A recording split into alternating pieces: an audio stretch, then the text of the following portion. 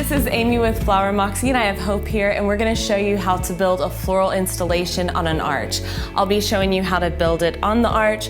Hope is going to be showing you this anchor piece that's going to sit on the ground. This would also work for aisle runners, and at the end we're going to show you how to repurpose this so you can get the most for your money. When you start, the most important thing is to always have your zip ties first. More than likely you won't have the arch at home like we do. If you do, that's better. If you don't have the arch at home, you need to measure first of like if the arch belongs to a rental company or the venue. And the good rule of thumb when it comes to altar arrangements, whether it's an urn or whether it's something like on an arch or a pergola, is it needs to be 3 times larger than your head. When I was a new florist, I built an arrangement that I thought was like really impressive. And when I got my pictures back, it looked very, very underwhelming. So I learned really quickly it needs to be large and in charge to show up really well in your photos. So I measured my head before, and it's about an 8 by 8, which means it needs to be at least 24 inches in span. So 24 inches, hitting about there. And so if you're building this at home, this gives you margins. And then also, I need to decide how wide I want to bring these flowers out. For me, I don't want to break up this angle of this triangle, so I don't want to put something that looks round like a big beach ball of flowers on this arch. I want to keep the lines, and I don't want to build these flowers too far into this, the corner of this triangle. So I determined I want it to be about 12 inches across. So it's going to be more oval or rectangle shape. When you're building at home, you can build it on a table. Obviously you'll have your zip ties strung through it first, but what I like to do if I can't build something on site, at my studio I will take a picture down off the wall. And these large cages, they have a little hole, so then I'll just hook it on the wall on a nail or on a screw, because when I'm building, I like to get back and look at it from a further perspective. So we will get started. So when I'm starting, I always like to start with like my less expensive greens, and I set my parameters. If you notice this slipped a little bit, I'm not really worried about it because it's on wood, but if you're working with like a copper arch or something more minimalistic and your cage starts to slide on you, if you'll wrap your arch with some of that rubber shelving paper, something kind of like a yoga mat that's gonna have some grip, and then zip tie your cage on, you won't have it sliding. It's not gonna slide much with wood, but it does with metal, so that's where it's important. Okay, so I'm setting my parameters. So I know that I have to at least have it 24 inches to be 3 times larger than my head, but we can make it larger. So I'm coming in with my greenery leather leaf, and then I'll backfill with like my nicer things like the eucalyptus. It's important to work your product. So leather leaf is great about, you can break it apart, and that's about as wide as I'm gonna get. So that's where that boundary is for me. And it just helps as I'm building, that way I don't lose my vision or my shape. So that's kind of the first thing that I established. So we have our 24 inches and then our 12 inches in width.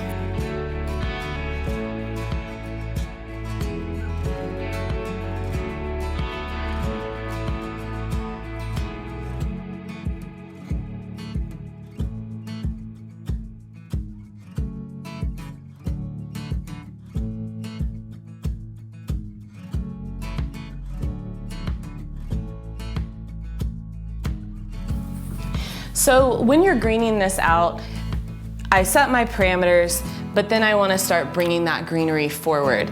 I don't want it all to just splay out like a fan. I want it to be a little bit more 3-dimensional.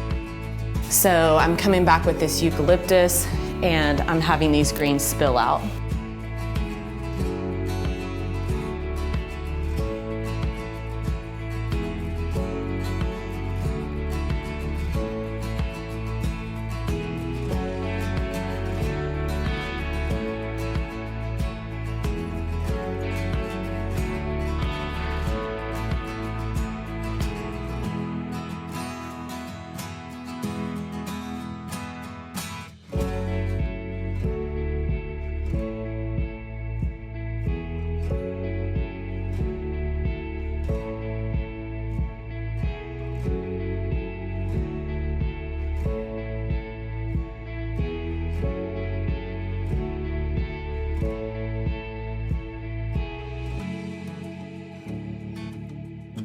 Okay, so I have this pretty greened out. I probably will add more greens as I go, but I feel like I have a really good shape.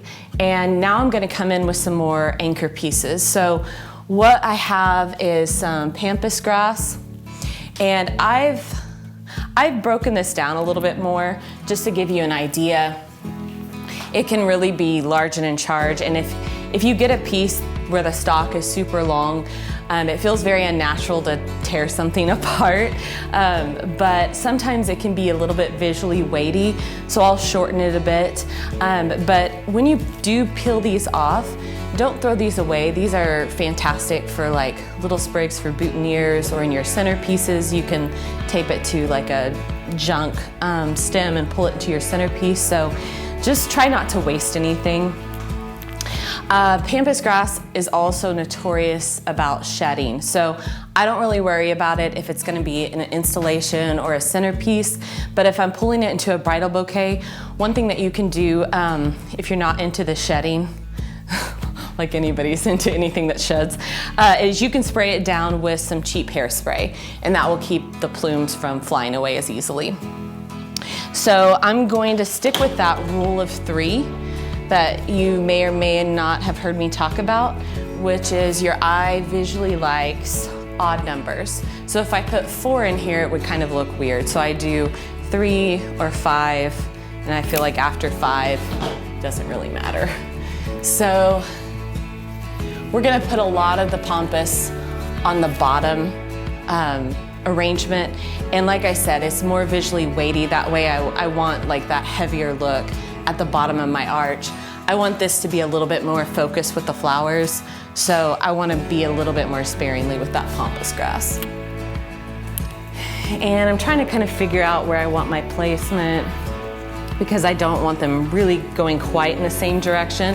And this is nice for if you're doing it on a wall like I talked about in the beginning. It's nice because you can get back and see if you like where you placed it, and you can easily adjust it. So I'm pulling a little bit of this off. I'm gonna cut it relatively short, and I think maybe I'm gonna, tuck it down right here. And of course I can adjust that later if I don't like it. So now I'm gonna place my flowers. We're going pretty monochromatic with like more goldens and terracottas and more autumn coppery tones. And for me personally, I'm just gonna grab one item at a time and disperse it throughout. And so I'm gonna start with my terracotta carnations. And when you're going for that organic look, just like you do with a bridal bouquet, you want things on different planes and kind of going in different directions. So what you probably won't see me do is something like this, because they're too much on the same plane, they're at the same height. So I wanna create a little bit more visual interest by throwing it off a little bit, sinking that one down, pushing this one more facing down. So just disperse it through, get back and take a look at it, see if you like the placement.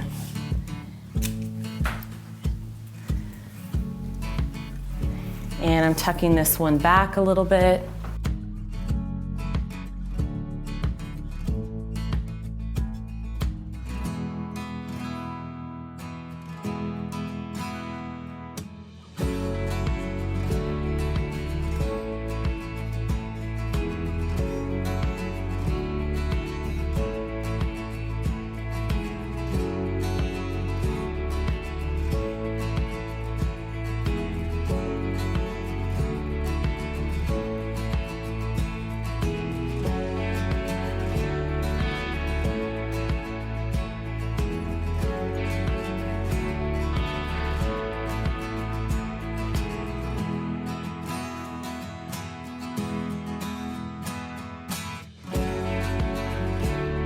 So as I'm building this, I've been adding my flowers.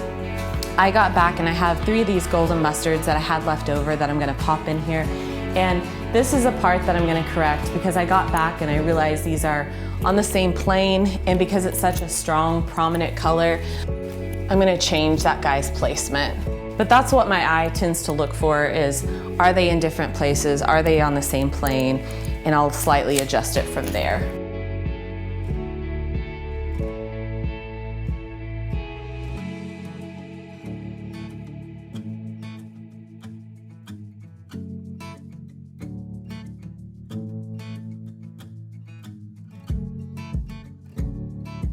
Okay, so I feel like I'm pretty much done. One thing I wanted to talk to you about is when you have a product that has multiple stems attached to a main stem, I always like to break that product apart. And it kind of goes back to that visual weightiness that we were talking about.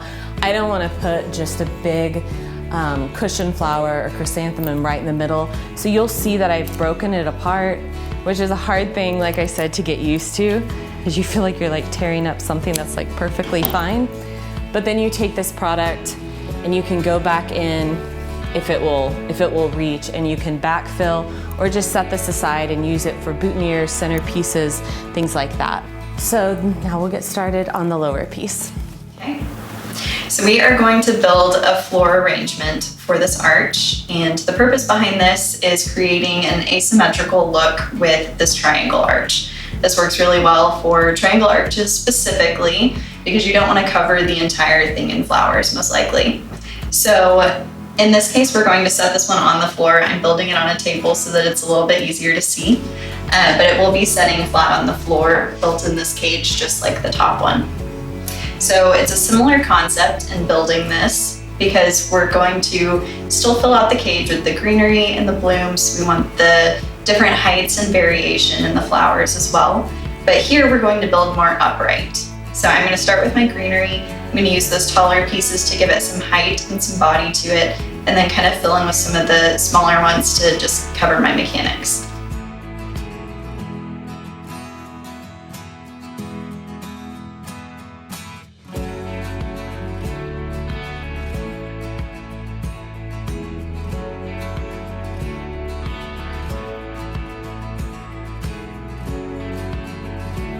So it's always good to start with these kind of back pieces, you know, kind of the shape that you're building. I like to start with those.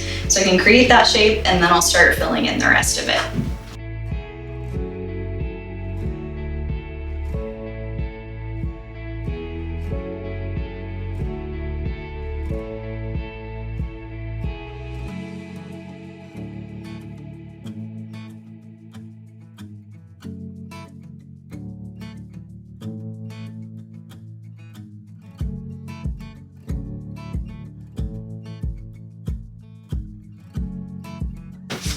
Those curved ones are also nice to put off to the side if you want it to come out a little bit.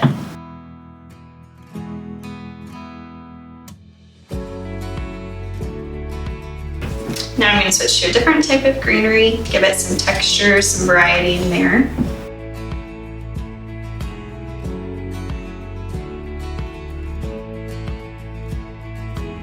And for ones like this leather leaf that have a more defined shape, you can really tell where they're at. You may not want to put them at the same height, the same dimension, maybe turn it to the side, give it a little variation there.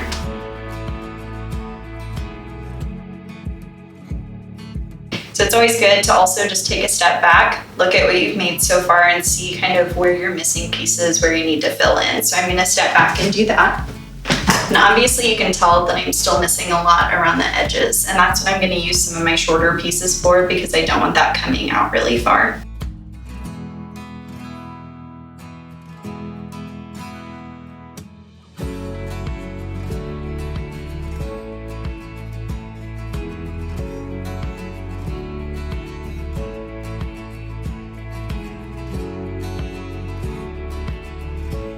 And now I've mostly got my shorter pieces left, so I am going to start filling out those sides now. And if you're pulling from the full pieces, you may be pulling these sprigs off of the sides, kind of like these little pieces jutting out. And you'll have large stems that you can pull those off with, but save those and you can use those around the edge.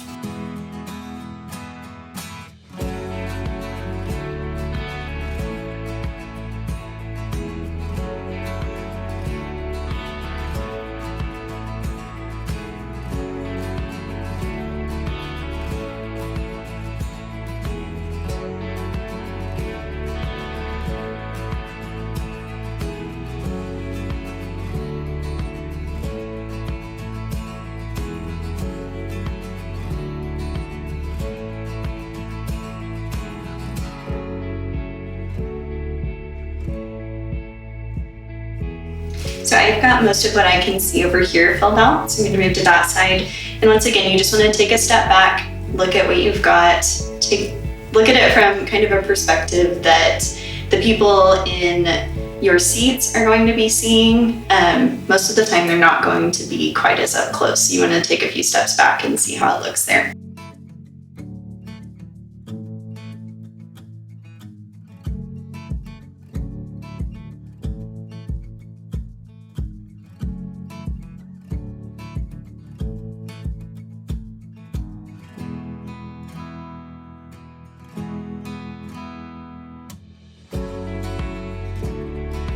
So we filled it out with greenery, got a good base of where we're going with it. We've created some shape with the different heights and variations and the different types of greenery. And now we're gonna add in the blooms. So we are going to start with the larger blooms and we're going to add those in. I'm going to disperse them kind of evenly like we did up here. And then I'm going to just kind of switch ingredients as I go. I like to do one ingredient at a time. That just makes the most sense for me. But you can work in it whatever way works best for you. And it's good to keep your stems long. With something that's coming up from the ground, you don't want everything to be concentrated really close to the cage. You want it to stand up tall. When I'm building these things, I like to keep in mind that I'm working with triangles often, and that helps things not feel too rounded or symmetrical. And it also gives your eyes like a path to look at whenever the arrangement is complete. So I'm working in those, but even if I have more flowers than 3, I'm still going to kind of keep the same methods in mind when I'm adding those. And don't forget your sides. You always want to make sure the sides of your arrangements look beautiful because people will be sitting on all sides of the arch whenever you're setting up for your ceremony.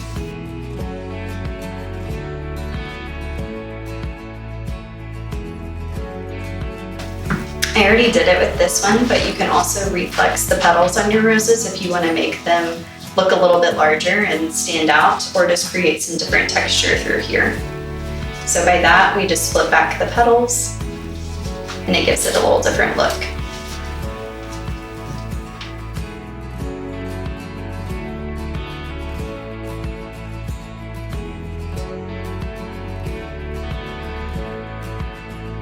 So as we're going, we're also just filling holes at this point. So we've got a lot of good variation and texture here, but we want to fill those places that feel a bit empty.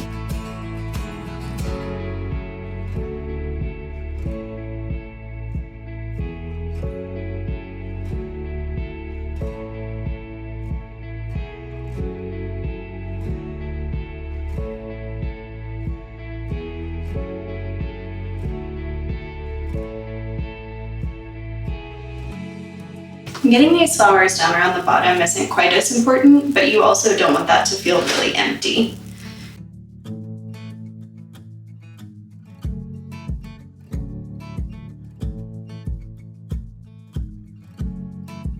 So we're getting close to the end here. So again, I'm just gonna look for holes. I'm gonna look for places that I'm missing.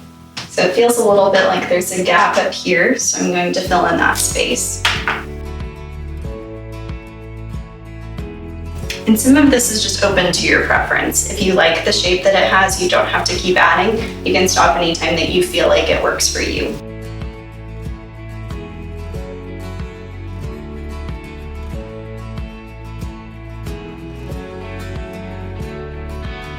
So I put that one there because it had a hole, but I did put that too close to the same plane as this carnation that's down here. So I'm going to shift it around a little bit and use something a bit longer there.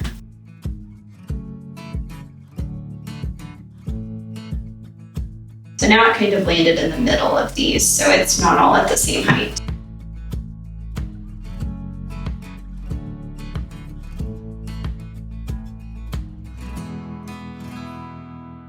So we are going to add just a little bit of pampas grass in here for some height and to complement this. I'm not going to overload it with pampas because it can be really overwhelming. If you like a lot of it in there, you could do fewer flowers and more of the pampas grass. And since these are so linear, sometimes it can kind of feel like wings. So I'm going to try to really offset these and make sure that it doesn't feel that way.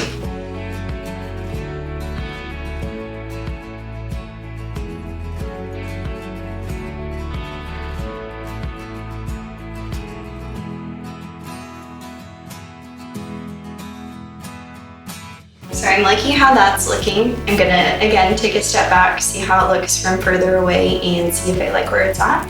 If so, you can stop there, or again, just keep playing with it until you feel happy with it. So now I'm going to move this down. I'm finished building, so I'm gonna move it down to where it's going to be, just so you can see how it all looks together.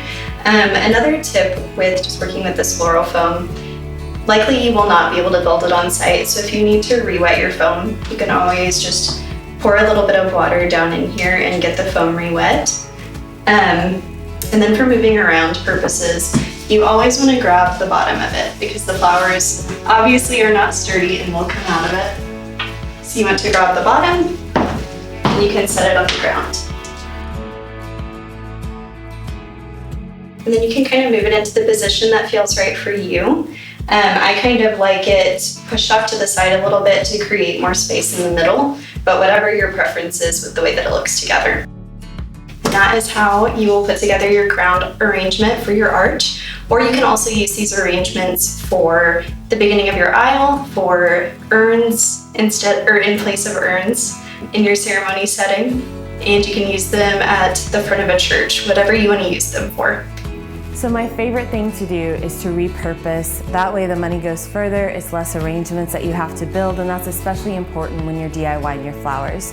So if you're doing an arch, a pergola, a gazebo, even ceremony urns, it's a great thing to bring inside to incorporate into the reception. So what I've done here is I have a sweetheart table, and ideally, personally, I would love to put the arch behind the sweetheart table, but that's not always possible. So instead, we snipped down that large piece that I made, we laid it on the table, and we took that anchor piece that Hope made and we put it in front, and that will make your pictures exceptionally beautiful, and yeah, it will just make your money go further.